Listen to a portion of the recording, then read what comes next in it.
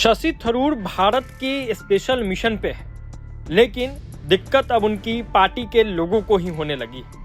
वो भारत की बात कर रहे हैं और यहाँ भारत में कांग्रेस उनका विरोध कर रही है।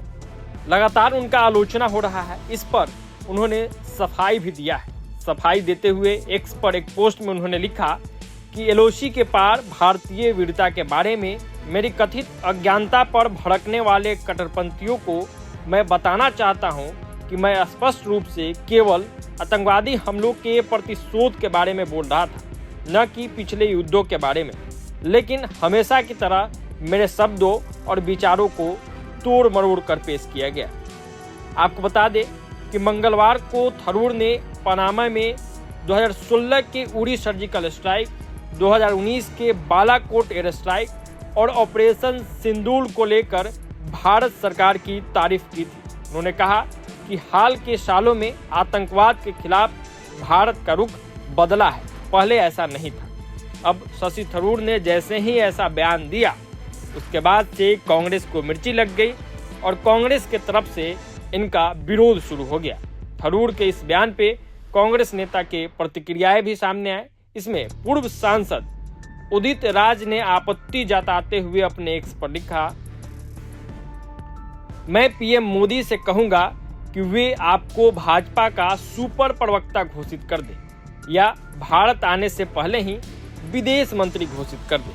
आप कांग्रेस के स्वर्णिम इतिहास को यह कहकर कैसे बदनाम कर सकते हैं कि पीएम मोदी से पहले भारत ने कभी भी एलओसी और अंतर्राष्ट्रीय सीमा पार नहीं की। जिस पार्टी ने आपको इतना कुछ दिया, उसके प्रति आप इतने बेईमान कैसे हो सकते हैं। उदित राज के अलावा भी कांग्रेस के कई नेता थरूर की आलोचना कर रहे हैं। थरूर ने 8 मई को कहा था कि ऑपरेशन सिंदूर पाकिस्तान और दुनिया के लिए एक मजबूत संदेश है।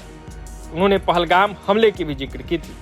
थरूर ने लिखा, पनामा में एक लंबे और सफल दिन के बाद मुझे आधी रात को यहाँ से निकलकर 6 घंटे बाद कोलंबिया में बोगाटो के लिए निकलना है। मेरे पास वास्तव में समय नहीं, लेकिन फिर भी उन कट्टरपंथियों के लिए जो अतीत में एलओसी के पार भारतीय वीरता के बारे में मेरी कथित अज्ञानता के बारे में भड़के हुए हैं, मैं स्पष्ट रूप से केवल आतंकवादी हमलों के प्रतिशोध के बारे में बोल रहा था, न कि पिछले युद्धों के बारे में। मेरी टिप्पणियों से पहले हाल के वर्षों में हुई कई हमलों का संदर्भ दिया गया था, जिसके दौरान पिछले भारतीय प्रतिक्रियाएं एलओसी और इंटरनेशनल बॉर्डर के प्रति हमारे जिम्मेदार सम्मान के कारण सहमित और विवश थे। लेकिन हमेशा की तरह आलोचकों और ट्रोलर्स ने मेरे विचारों और शब्दों को तोड़ मरोड़ कर पेश किया है, जिसका स्वागत है। मेरे पास सच में करने के लिए बेहतर काम है। Good night. लेकिन बवाल यहीं थमने का नाम नहीं लिया। कांग्रेस नेता पवन खेड़ा ने भी शशि थरूर पर वार किया। उन्होंने शशि थरूर की 2018 में द पैराडॉक्सिकल प्राइम मिनिस्टर का एक पेज शेयर करके विवाद को और हवा दे दी है। इसमें थरूर ने भाजपा पर 2016 की सर्जिकल स्ट्राइक को चुनावी हथियार के रूप में इस्तेमाल करने का आरोप लगाया था। हालांकि एक तरफ उदित राज का बयान, दूसरी ओर पवन खेड़ा का बयान कांग्रेस के कई और नेताओं का प्रतिक्रिया आया है, लेकिन कांग्रेस कोर कमेटी इस पर कुछ एक्शन चाह कर भी नहीं ले रही। वो शशि थरूर का तोड़ नहीं निकाल पा रही है और शशि थरूर पर सिर्फ वार पलटवार हो रहा है, कोई एक्शन नहीं ले पा रही है।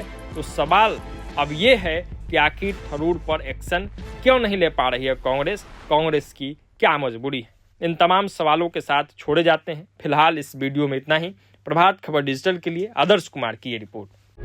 प्रभातखबर.com, विश्वास वही, रफ्तार नहीं।